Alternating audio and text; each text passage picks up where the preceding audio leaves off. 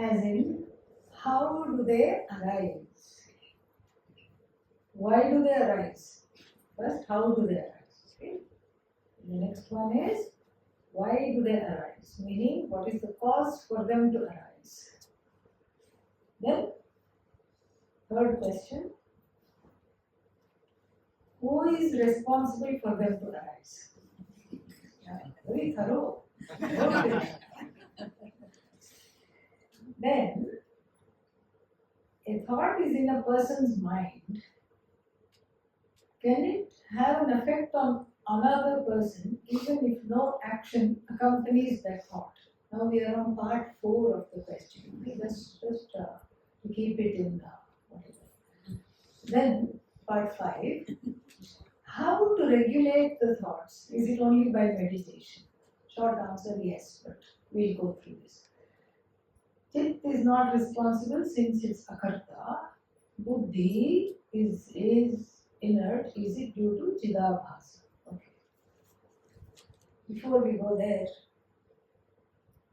no questions on chit and chidabhasa at night. Especially Swamiji himself has put. Because we have enough all day long. Okay. But this question is nice because this is like the English version of Kenopanishad. Right? Yeah. Because that's how the Kenopanishad starts. How does it start? Kene ishitam patati preshitam mana. Kene ishitam. Kena preshitam. So kena ishitam means desired by whom? That answers part 4. Who is responsible? Desired by whom? Kena preshitam. Desired by kena prayuktena, by impelled by which force, desired by whom, and for what purpose the thoughts arise. This is why since the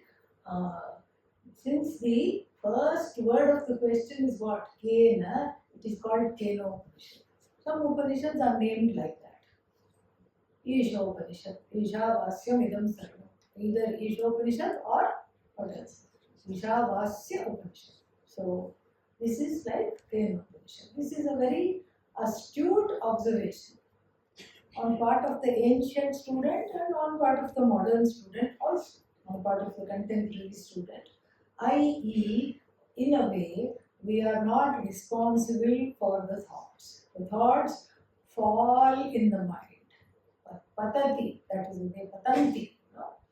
And so patati means they fall, meaning if we are asked the question, if I were to ask the question now, what is going to be your next thought? What will you say? And if you say something, that was not your next thought, that was your this thought. Next thought, you don't know what it's going to be. And so that itself shows that there is some way in which the thinking process is out of our hands in certain ways. So this is how the Kenopanishad begins. Who is responsible? And of course, then because that is just the beginning, how the thoughts are formed, what the thoughts do, how they arise, and all these things are there. And then it's not just about the thoughts. But then, kena pranaha praiti. How does the prana move? Kena ishitam vacham imam vadanti. Impelled by whom, desired by whom do we speak these words? Chakshushrotram. Chakshu means what? Nose. Just checking. So, Chakshushrotram ka udevo yunakti. Here in the last one we have kind of an answer because the student has done a lot of meditation, has done some self-inquiry on their own, this student, and he or she has presented themselves here with this particular analysis. And Deva here, you can take it as Bhagavan, or you can take it as the self-effulgent Atma, which is really the same. That is the vision, anyway, it's a vision of no division. So this is the This is exactly the questionnaire of the student in the Kenopanishad. Starts with the thoughts and then goes on to prana, goes on to the so we go from the thoughts and then you go on to prana, then you go on to the functioning of the sense organs, eyes, ears, etc. Functioning of the sense organs, and then you say how does all this take place. Kaudevah Yunakti. Because there is an understanding that there is some way in which there is not these are all not based on volition. Volition means free will. Eyes are open, what happens? They see.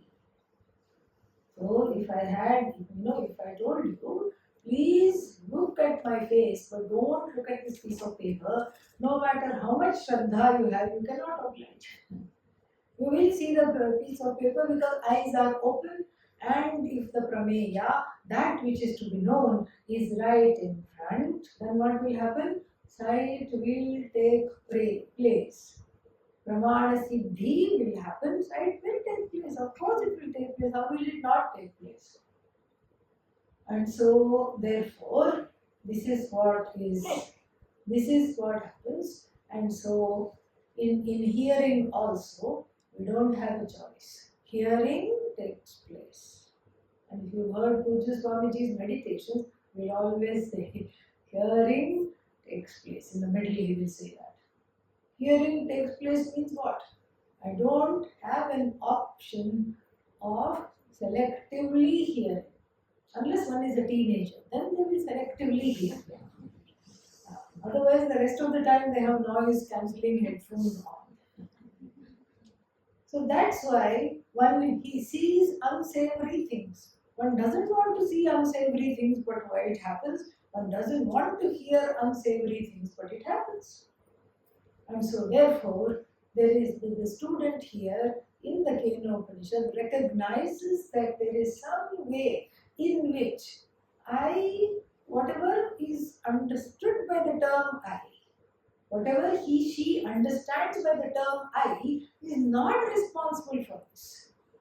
Because things are happening without my volition. Without my will, things are happening, and the Paranchikhani, the eyes are focused outwards, ears are focused outwards, they pick up all the sounds and the sights and everything, and then this is how it proceeds. So now, the teacher's response is very brilliant. The teacher answers the question by saying, Shrotrasya Shrotram, Chakshushas Chakshu. Vacho Vacham Sa Upranasya Pranaha. So that means what? So Shrotrasya Shrotram. That's why we should never read the Upanishads. Because what is the translation? The eye of the eye. EYE in both places, not I. Eye of the eye, ear of the ear, all these things are there. And so Shrotrasya Shrotram, Chakshusha Chakshu, what did we understand? Nothing. So, but in a way it is telling for the student, because we know how the student knows how the eyes function, the student knows. So, but we make the mistake. The student is making a mistake here, thinking the eyes are the ones that see. If the eyes had the power of sight inbuilt into them, then the dead body's eyes also would see. Correct?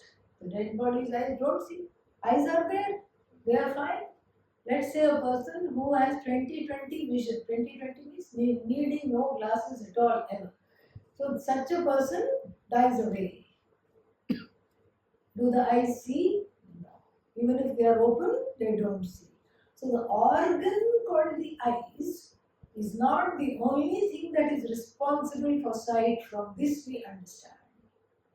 And so there is something else that is happening. And the short answer for that is what? Chaitanyam. That is what the eye of the eye is. Atma, consciousness, awareness, which is all pervasive and which is as it were pervading the mind to light up the thoughts that fall in the mind, that are there in the mind, and then to light up the eyes, etc., etc. This is what is talked about in the Dakshinamurti Stotram also. नानाछिद्रघटोदरस्थितमः दीपप्रभाभास्वरम् ज्ञानय्यस्य तु चक्षुरादिकरणद्वारा बहिस्पन्दते. Then what happens? Janami. This whole time we will thinking about Janati, Janami. Janami iti tameva bhantamanubhati. That is exactly what the whole thing is. Tasmai Shri Gurave Dakshinamurtaye Namaha. Nama idam Namaha. These salutations to Lord Dakshinamurti. Who is that? That is what is called the light of all lights, Jyotisham Jyoti. But how do we arrive at the light of all lights? And what does that light of all lights mean? Very nice example is given. Because in the olden days, they did not have disco and all these things. We have to come up with some games, especially after dark. What are you going to do with the children who are not sleeping? How to entertain them? So there was a clay lamp, lamp, diya. And that was only a thing that could, you could just move it around like that. Over that there was a cover, now a cover with holes in different shapes. Sun, moon, animals, dog, cat, etc. Then after it gets dark, you light the lamp and then you cover it. And then what would happen? Then the whole thing would be like an ancient disco going around. Animals are going around, sun and moon is going around, and the child does not cry anymore, looks and feels happy and goes off to sleep, which is exactly what the mother wants. And so this was there. Even now in shops you can find this. The cover of the lamp with certain designs carved, whether in brass or clay, we can find that. It is all from a very ancient example.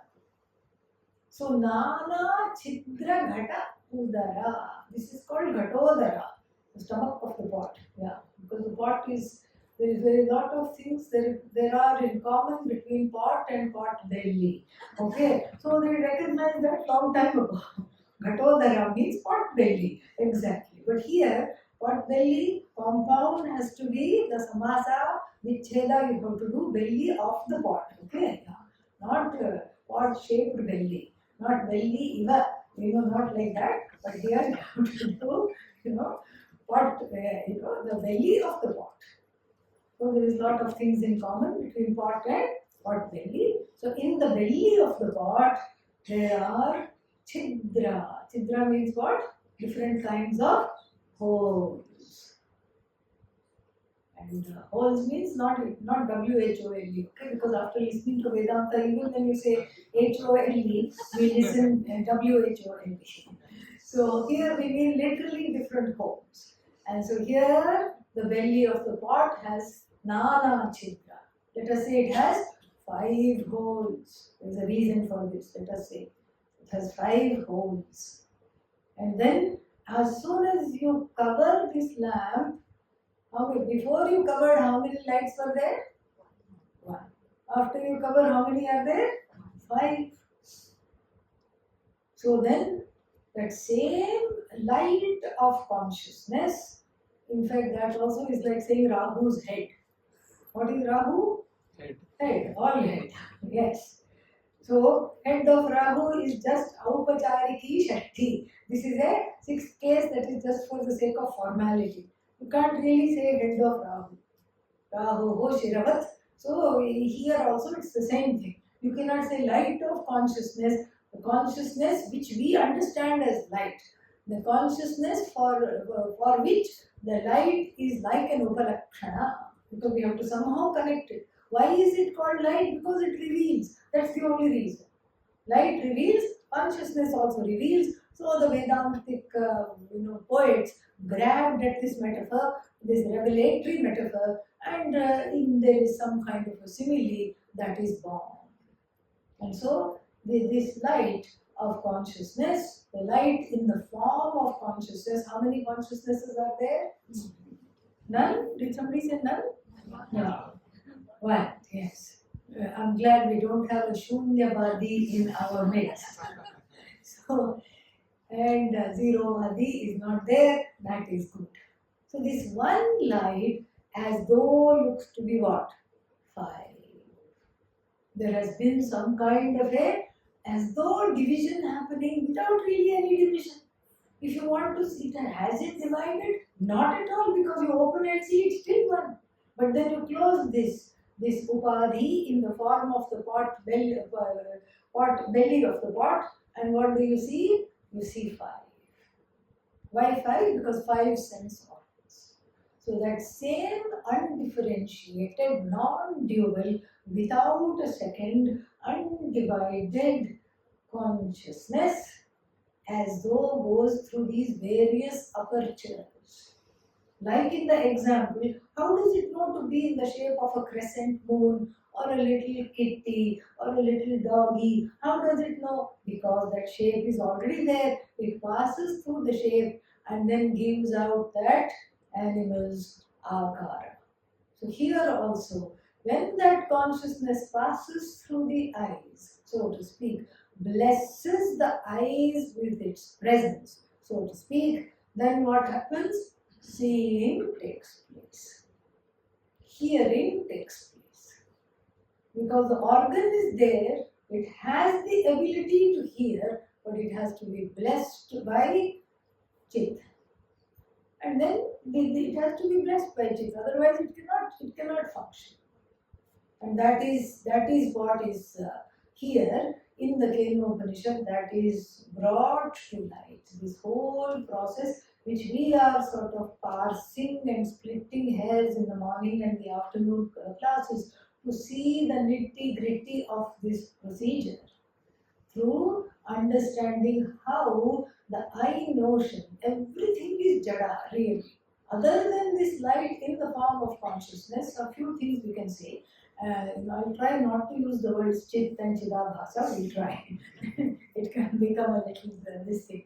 So, as everything in this world is jada, except the one who is saying everything in the world is jada, namely you. The cognizer alone is chetana, everything else is jada. And that everything else includes what we see quote unquote outside, all the bhautikas, means bhutebhya jatam bhautikam, born of the 5 elements, which is what? Starting with this body. Even this body is what? Jada. Mind is jada. And the senses, jada. Everything jada. Buddhi, jada. Everything is jada by itself. And so what makes it chetana is this light of consciousness, this light in the form of consciousness, that chit alone. Now the chit entering a jada vastu should light it up. That means, but it doesn't light up a rock in the same way as it lights up the one who says this is a rock. Correct? So what is the difference? The difference here is the Sukshma Shariram in the form of the mind, senses, buddhi, etc. The Antakarana, which is Sukshma, because of that, it is primed to be able to receive this light and shine in a borrowed glory. The mind shines in a borrowed glory. The senses shine in a borrowed glory. Speech shines in borrowed glory. Like the story of the crow which went into the peacock convention. You know that story, right? Yeah? No? Yes. Yeah. Some people don't know. And sometimes they say no because they want to hear it again. So the crows are very, very intelligent. The crow happened upon a peacock, annual peacock convention, peacock dance off. Okay, and then it went there. It said, "Oh, they are all going like this. They are having fun. Me too. I also want to dance. I want to dance also." But then it saw a board which made it very sad. Only peacocks allowed. And there was one Dada peacock at the door. Looked at it like this. You are not a peacock. चले जाओ यहाँ से. Get lost. Don't come back here. And the crow just went. But the crows are very clever, so it was longingly going around the perimeter of this peacock dance off. And then it saw that the harder they were dancing, they were what? Dropping their feathers. So it had an idea. Ah, you know how in the comic books one light bulb near the head goes off now. So one light bulb went off, and then it got some Fevicol, and then it picked up some of the Mayur Pank, peacock feathers. Yes. And then it went again. Now the Dada peacock, bouncer peacock, okay? It was confused. It was very confused. So, "Ye, kya hai ye?" But recently, they had diversity training. Okay? Meaning, don't shame odd-looking peacocks. Don't say you are a disabled peacock or you are not a peacock enough. This is not a nice thing to say. They had recently, the security guard had undergone diversity training. So he said, "ठीक है, जाओ." And the crow therefore entered the peacock convention, and it just danced and danced and danced. And then what? Indian Fevicol. Not very strong. What? That's bad. What is bad? Why Indian only? Yeah. Never mind. Because in America they have something, I was about to come to that. In America they have something called gorilla glue. Okay? So I don't know where they got this name from. So I have experienced this gorilla glue, unfortunately, because in an enforced chin mudra, my fingers were. After I did the first project, I had to just be like this, and literally I had to cut off the skin. That's why I'm saying. No, that I'm not trying to disparage Fevicol or anything like that. So this is not gorilla glue. There was other Fevicol. That's all I meant to say. Even here, maybe we get the gorilla glue. I don't know. You get it here? Yeah. Gorilla glue, which sticks anything. Your skin also it will stick. And so this is the. So this was just a sada, bachon ka glue, small children project glue, and then all the feathers fell down. The crow was pecked out of the convention because it was outed as non-peacock. So this is exactly what the situation is. So we shine in the borrowed glory of the three feathers known as Satyam, Jnanam, Anantam. Sat, Chit, Ananda. That is our borrowed glory. This is what allows the thoughts to shine, and this is what allows the eyes to see. This is what, and this whole thing is talked about in Drishya Viveka. Rupam Drishyam, Lojanam Drik. So when there is a form to see, this is how we can slowly, go back in the analysis. Take one step back, one step back. When the form is an object of sight, then what? Eyes are the seer. Then supposing something is wrong with my eyes. Sometimes an eyelash falls in the eye. It's very uncomfortable. So, when the eyes become drishya, then what is the seer? The seer is no longer the eye, the seer is the manas. Tad drishyam driktu manasam. And then now the mind is coming to some conclusions. Like last time also this happened. What happened?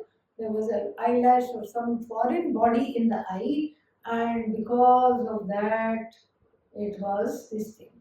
It was burning, itching, and uncomfortable because previously also like this it had happened. So the mind has become the seer. But then the dhivrittayaha, the thoughts in the mind are also what? Drishyaha. They are also objects of sight. They are not Drishisvarupa. They are Drishyaha. They are also objects of sight because I can say, now I have a sad thought. Now I have a happy thought. Yippee. Now I'm okay. Now I'm not okay. Like this. Who is saying? The one who is witnessing it. That is the Sakshi.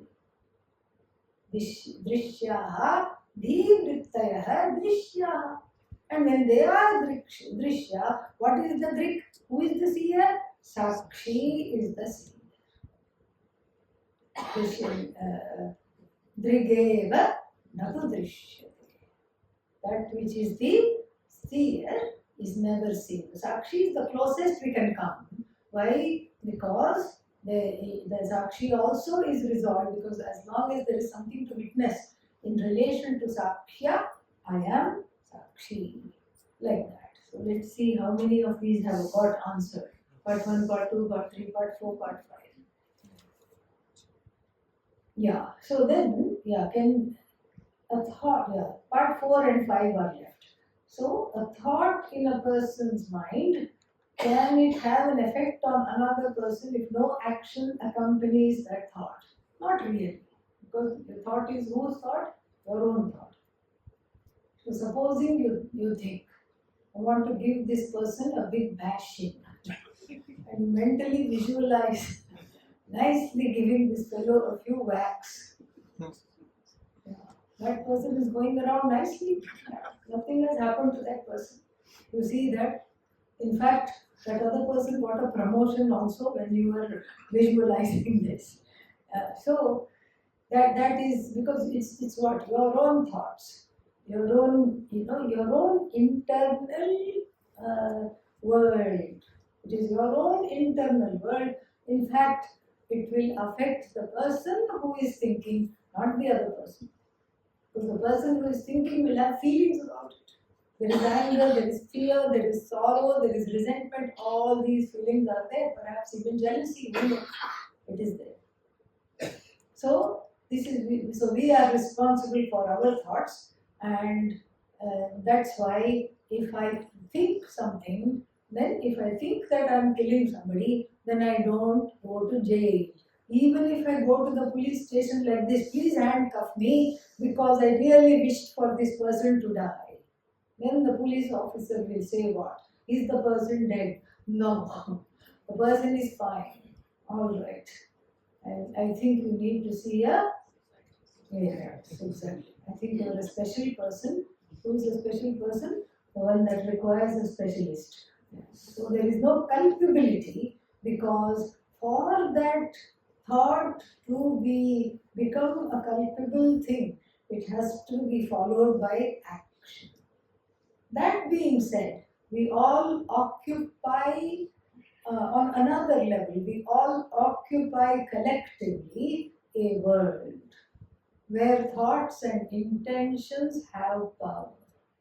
That's why collective thoughts in the form of samuhika prayers like yajna, chanting, etc., they have power because they're all coming together. So yes, there is some truth to it, there is some power, but not these day-to-day things, you don't have to worry. So that's why we keep the thoughts as cheerful as possible for our sake and also for everybody else. How to regulate the thoughts? How to manage them is better. Yes. So manage them in two ways. We need chitta shuddhi so that difficult thoughts don't keep coming again and again and again, like round and round they go, even though I don't want it. That is because that goes to part 2 of the question, where do they arise from? They arise from the unconscious mind. And the unconscious mind is just that. It is not conscious. I don't know where this thought came. Suddenly the thought comes, I just wish that this person were not at all alive. Ayyo, how terrible. Why am I thinking like this? I really love this person. Why did this thought come into my mind? Where did it come? The person may even feel guilty like this. But really it is coming from that unconscious mind, which is the place, a warehouse.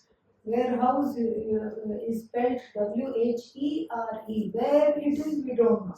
So this kind of a warehouse of hurts and fears, this is where it is. Where it is, we don't know. Somewhere in the deep recesses of the mind, where the childhood hurts are not processed properly and they are not understood. From there it emerges.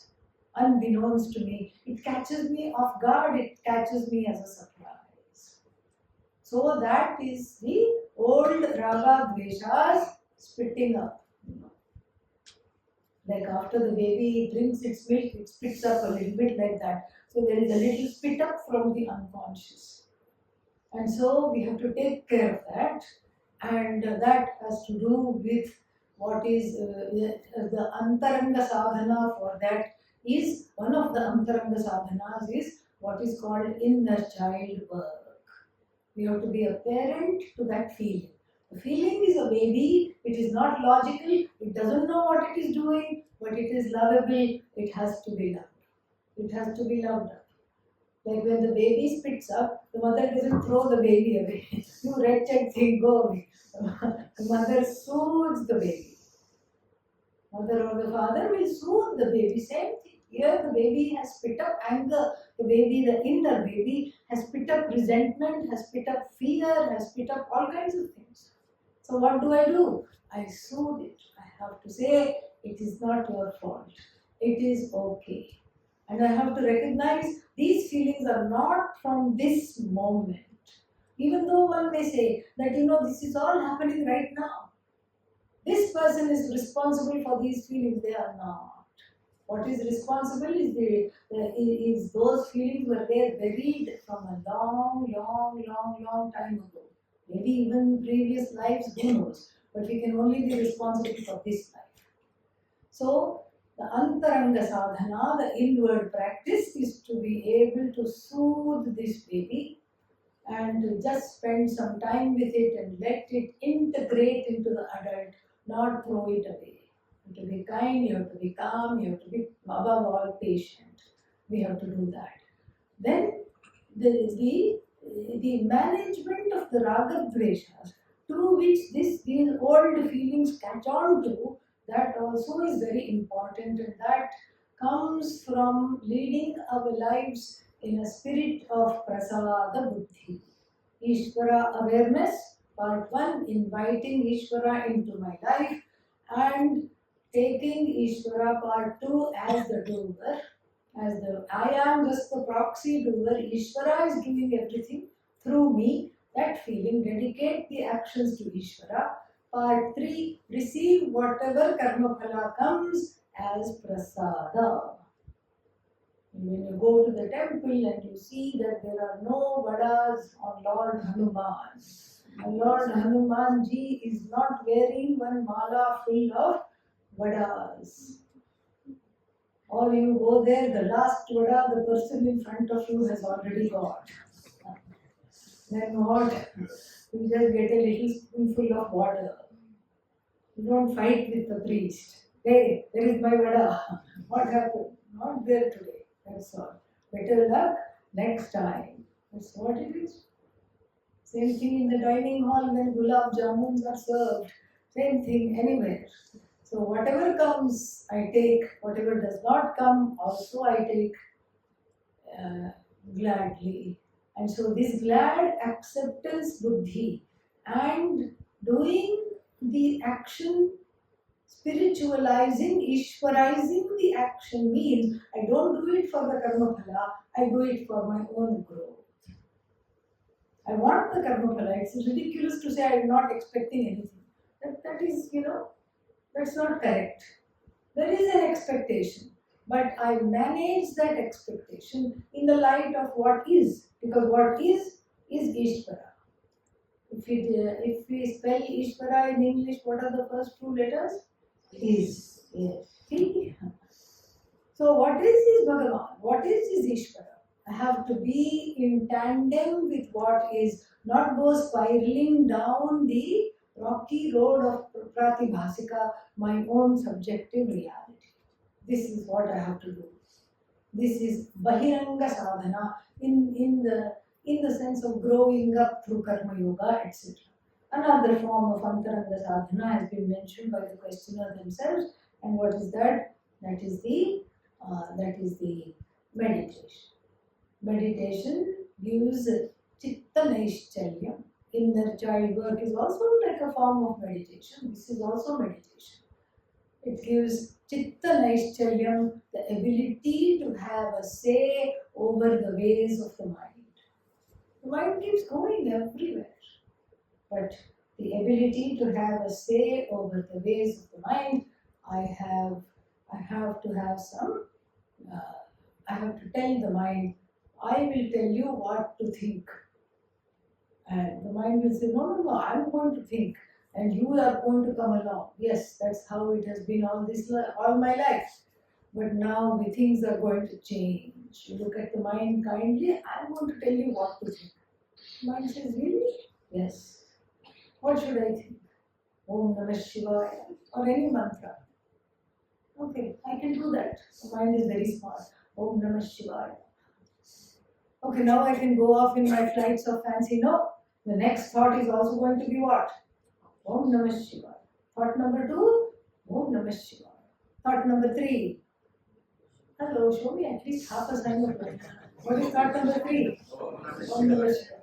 What is thought number 4? What is thought number 5? No. Thought number 5 is anything happening? How long have I been meditating? Thought number 6, back to Om Namah Shivaya. If the mind does not wander, it is not meditation. See, now it feels good tomorrow morning. Yes. If the mind wanders, only then it is called dhyanam. Otherwise, it becomes samadhi. We are not trying for samadhi, we are doing dhyanam alone. So therefore, this is what we have to do. So each time we bring the mind back, gently we bring it back. And if meditating for a long time is difficult, let us do for half a minute, 1 minute meditation. The acronym of which is OMM. Oh, yes. 1 minute you sit. You know the bell will go off very quickly, and you know you can just do anything. You can have the best meditation if you decide to meditate in the beginning only for 1 minute. In the beginning, I have to say, it's very important. Otherwise, people will say, oh, Swaminiji said you should only meditate for 1 minute. But don't go away with that thought. Okay? This is the beginning, baby steps. So that is how we can do that. Hoping that these other questions won't have the CC words. What are the CC words? Sit and Siddhavakasa. Oh, this one is about Tattva Bodha. Very nice. Okay. Is it correct to bring in Tattva Bodha, Atma definition, in the Upadesha Sahasri? And if correct, can we say Abhasa is the bridge between the 3 shariras, 5 koshas, avasthas? Yes, you can say that.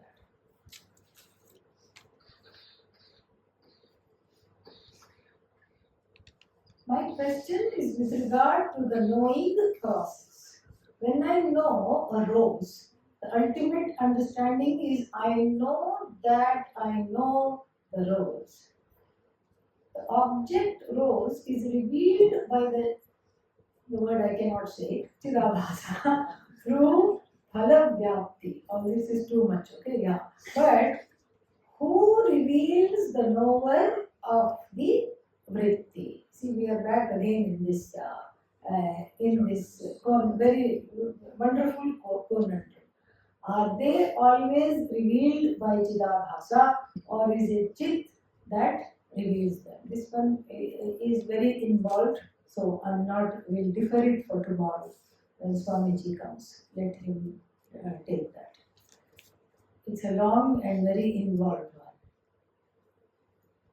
This is nice. How can you please tell us the story of the temple of Lord Sri Gangadhareshwara was established? Yes, Pujya Swamiji himself went to the Ganga and then got the Gangadhareshwara from under. He could make out which stone spoke to him as Gangadhareshwara would be Gangadhareshwara. He could do that. And the story is that he was lifting it and carrying it in one hand, and everybody said, no, Swamiji, it is so heavy, and it is heavy, look how big he is. So they went to help him, and even 2-3 people together could not carry it, and Swamiji could carry it.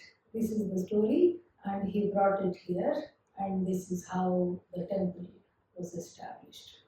Himself, Pujya Swamiji himself chose this to be the representation of Gangadhareshwara Lord.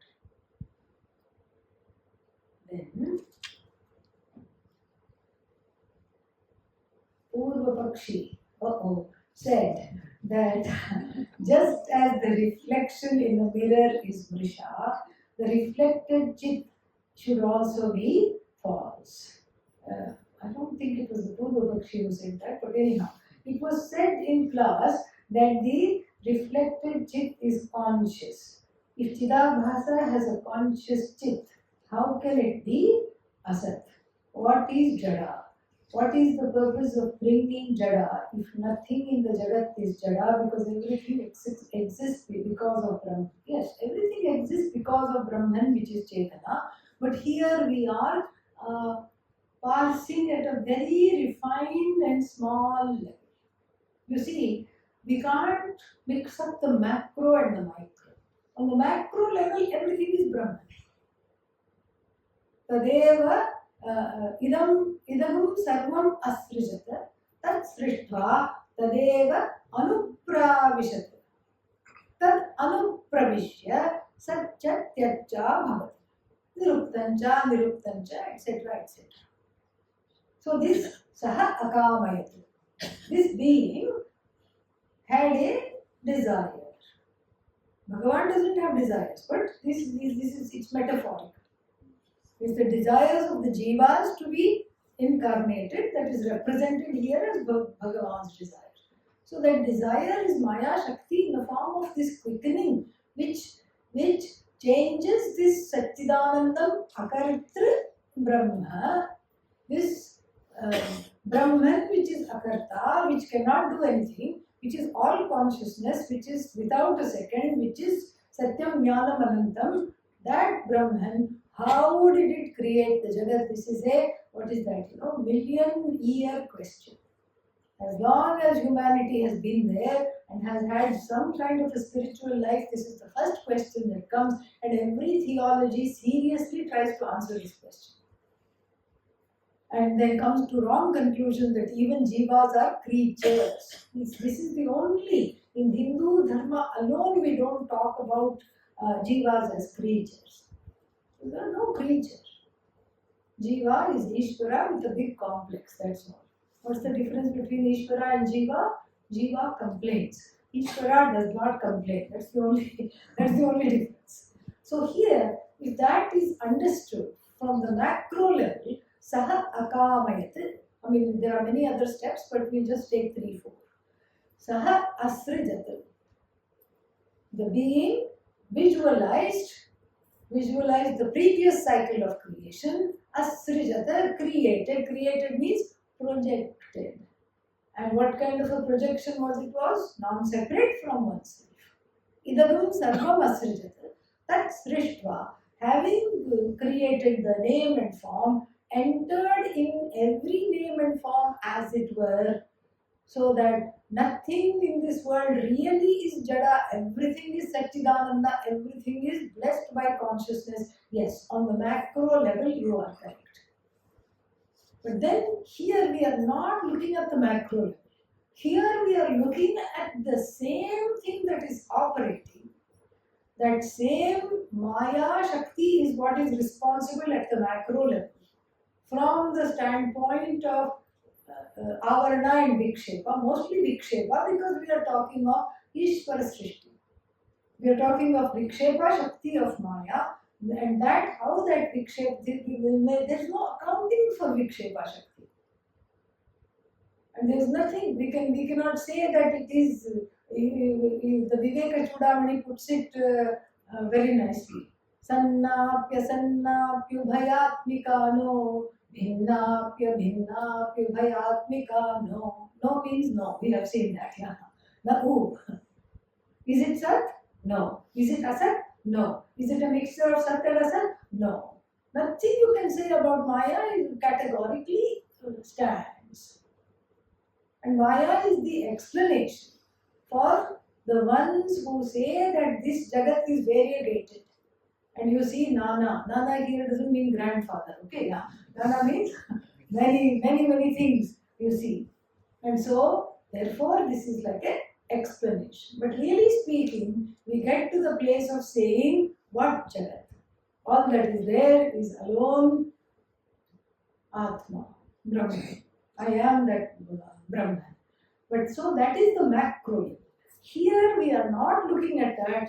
We are looking at the micro level of what are the changes happening internally at the fine, refined level of the Sukshma mind.